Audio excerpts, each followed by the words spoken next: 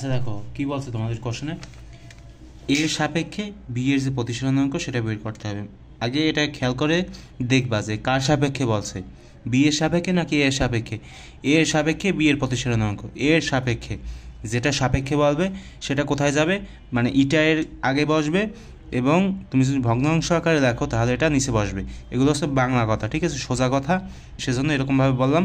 আসলে এগুলো এরকমভাবে বলাই না, কিন্তু আমি এরকম বললাম যে যেটা আগে মানে যার সাপেক্ষে সেটা হবে আগে ইটার ক্ষেত্রে, আর তোমার যদি ভগ্নাংশ আকারে দেখো তাহলে সেটা নিচে যাবে। তো দেখো এখানে এন বি এর মান দেওয়া আছে, হ্যাঁ ভাই দেওয়া আছে, এন এর মান দেওয়া আছে, হ্যাঁ দেওয়া আছে, ঠিক আছে।